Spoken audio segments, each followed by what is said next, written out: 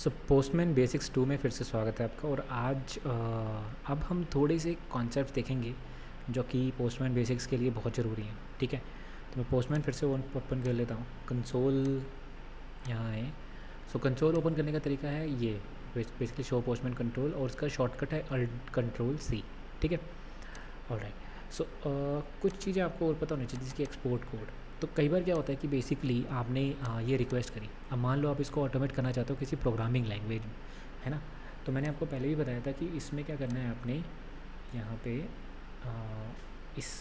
यहाँ पे ये पैन है, ठीक है। इसको थोड़ा सा ड्रैग करके यहाँ नहीं होता है, चलो कोई बात नहीं। यहाँ पे ये इस आइकन को क्लिक करोगे ना, इस पर कोड लिखा हुआ है, ठीक है। तो कोड पे जाके यहाँ पे आप इसको अपनी रिस्पेक्टिव प्रोग्रामिंग लैंग्वेज जिसमें भी आपको चाहिए, फॉर एग्जांपल मुझे पाइथन में चाहिए, ठीक है।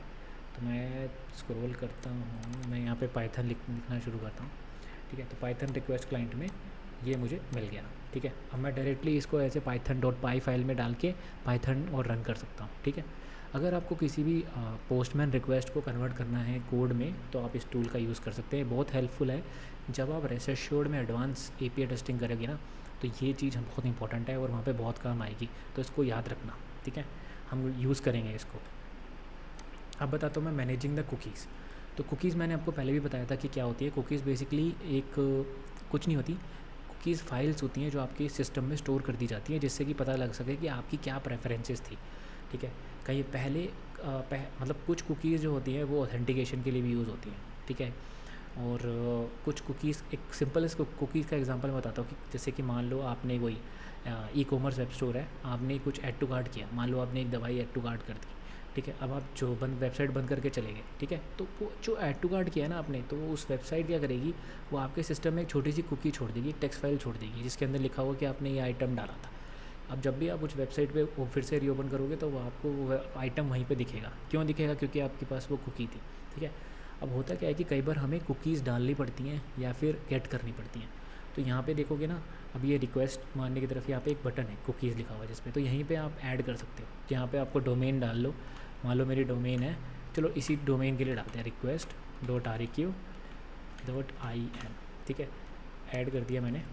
अब इस डोमेन पे मुझे कुकी ऐड करनी है, तो कुकी जनरली क्या होती है, वो की वैल्यू पेयर ही होती है। तो जैसे उसकी की, मान लो मुझे की डालना है नेम इजिकल टू प्रमोट, तो बेसिकली अभी इस डोमेन के लिए कोई काम की नहीं है ये कुकी, पर कई बार आपको जब हम कुछ API टेस्ट करेंगे ना, उसके अंदर कुकीज़ बहुत इंपॉर्टेंट होती हैं, ठीक है। तो वहाँ पे देखना, हमने सेव कर दिया, तो कुकी की एक्सपायरी भी है, अगर आप देखोगे तो यहाँ पे एक्सपायरी ऐड होती है कि 2 मई 2022 में, 1 साल बाद एक्सपायर हो जाएगी, ठीक है।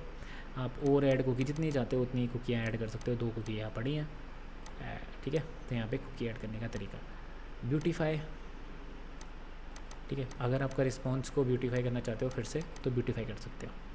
अब एक बार गो थ्रू कर लेते हैं share collection, which is very important, जो कि बहुत इंपॉर्टेंट है। अब मान लो मैंने एक कलेक्शन बना लिया, न्यू कलेक्शन बनाया मैंने, ठीक है। इस न्यू कलेक्शन को मैं नाम कर देता हूँ TTA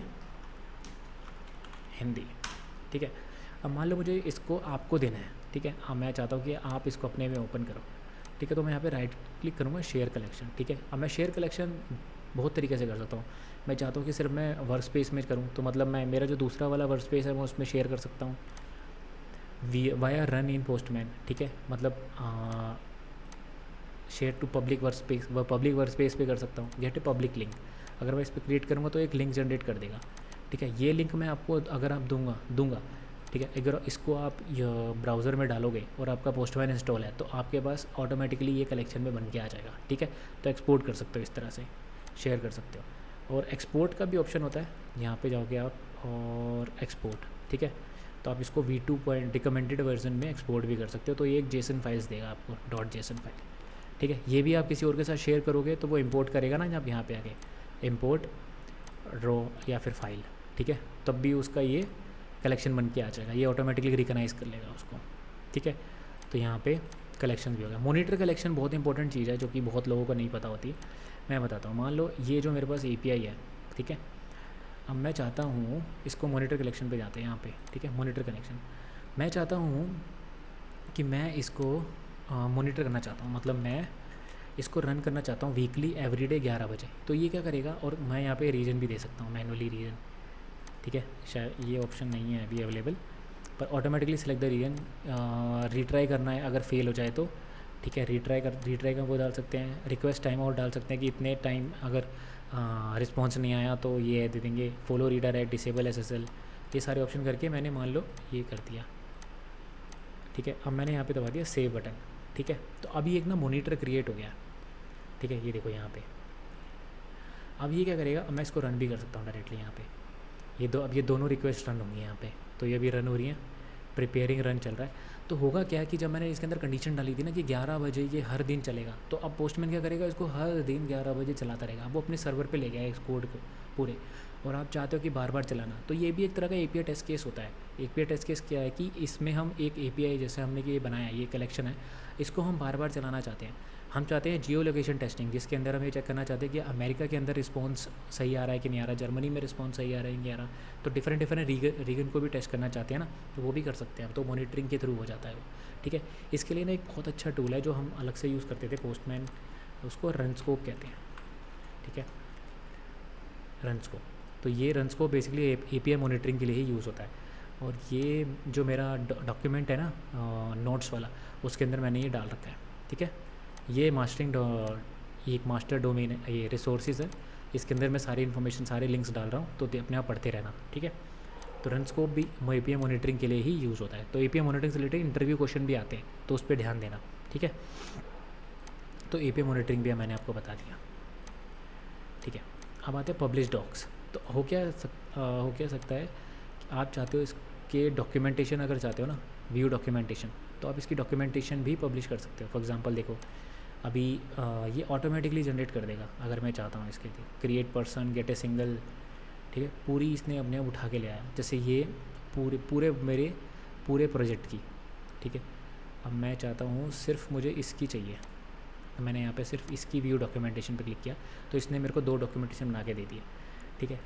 और मैं चाहता हूँ कि ये पब्लिश, अगर मैं जैसे पब्लिश पे क्लिक करूँगा ना बटन, यहाँ पे पब्लिश का बटन था, तो अब मैं इसको शेयर भी कर सकता हूँ टीम से। तो टीम डॉक्यूमेंटेशन देख सकती है, डॉक्यूमेंटेशन में क्या देखेगी वो URL देख सकती है, पैरामीटर क्या भेजा मैंने वो देख सकती है, क्या मैंने बॉडी भेजी थी वो देख सकती है, ठीक है, उससे रिलेटेड चीज़ें देख सकती है। तो ये जो लिंक है ये मैं उनको डायरेक्टली जब डॉक्यूमेंटेशन का भेजूँगा, तो जब भी API टेस्ट के लिए आता है ना, तो सिमिलरली वो डॉक्यूमेंटेशन, ऐसी ही सिमिलर डॉक्यूमेंटेशन डेवलपर आपके साथ शेयर भी करता है, ठीक है। तो यहाँ पे वो दिखा रहा है पूरे।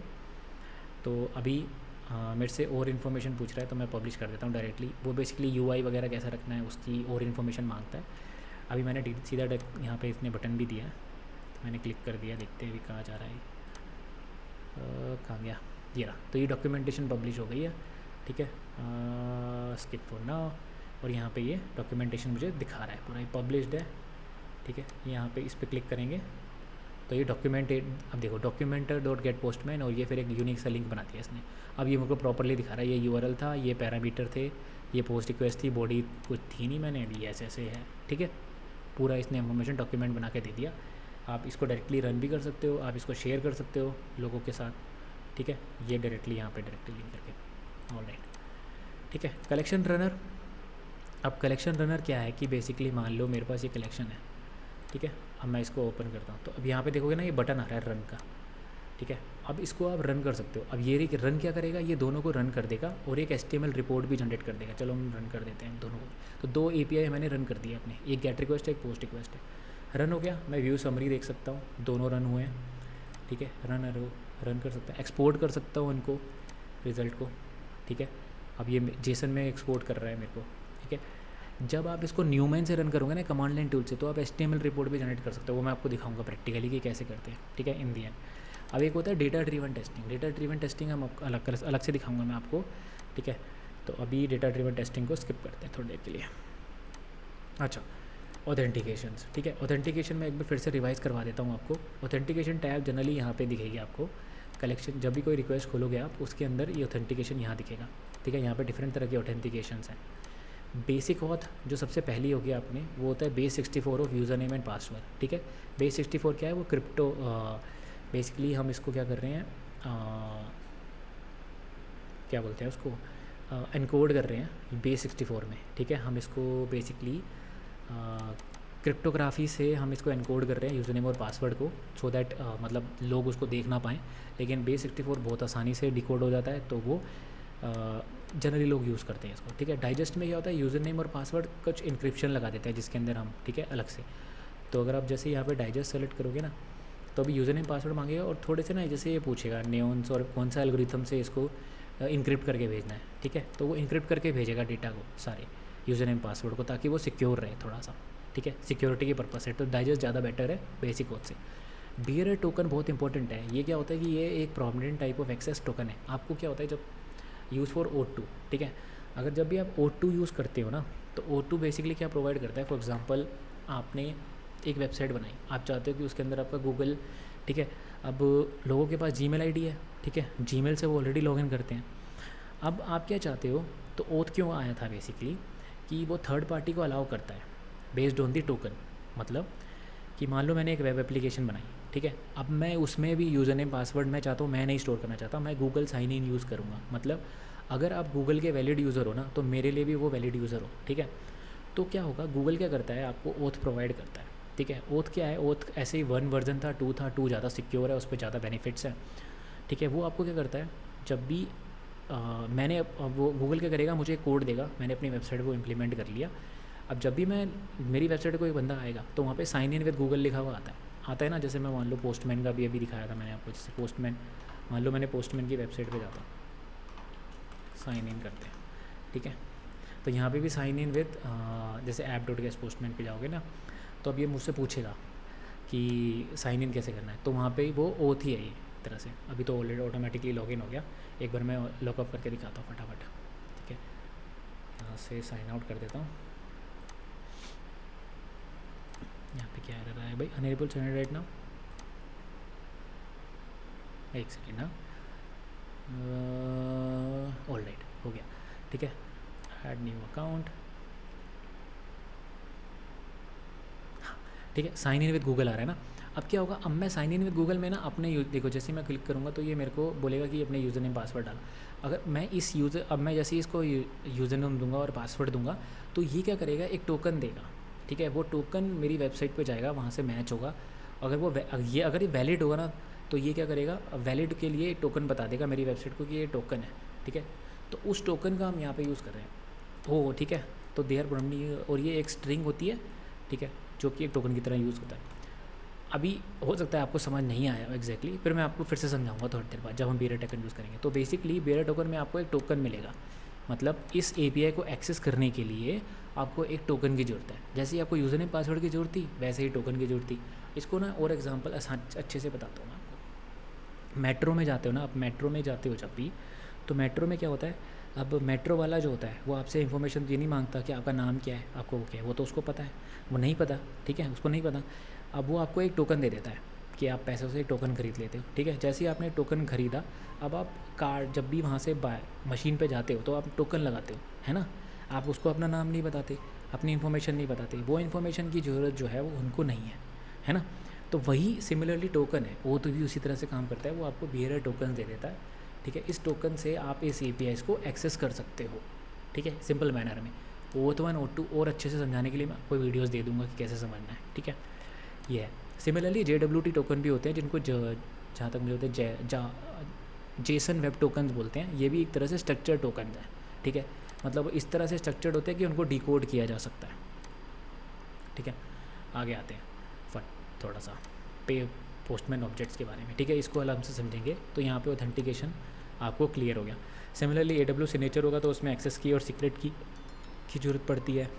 NTLM होगा तो भी उसमें डिटेल्स की ज़रूरत पड़ती है, डोमेन और वर्कस्टेशन डालने के लिए, कि ठीक है। और O2 वगैरह में आपको थोड़ा सा एक टोकन लेना पड़ता है, उसका एक अलग से तरीका है, मैं आपको दिखाऊंगा ये जब हम Spotify का करेंगे। OAuth 1 जनरली यूज़ नहीं करते हैं हम, बेयर टोकन और बेसिक OAuth ज़्यादा यूज़ करेंगे, ठीक है, क्योंकि ये मोस्टली यूज़ होते हैं। डाइजेस्ट OAuth भी इतना यूज़ नहीं होता है, बेसिक OAuth और बेयर टोकन बहुत यूज़ होता है। और API की में तो सीधा ही आपको की वैल्यू दे देते हैं और वो हेडर में ऐड हो जाती है सीधा, ठीक है। कई बार कुछ जो APIs होते हैं वो सारी वेबसाइट जो है वो सिर्फ एक की यूज़ करती हैं कि हमें, अगर आपके पास ये API की है तो आपको ये एंड पॉइंट अलाउड है, आप देख सकते हो, इन्फॉर्मेशन क्रिएट भी कर सकते हो, और डिपेंडिंग अपॉन दैट, ठीक है। तो यहाँ तक क्लियर हो गया ना। चलो आगे बढ़ते हैं फिर।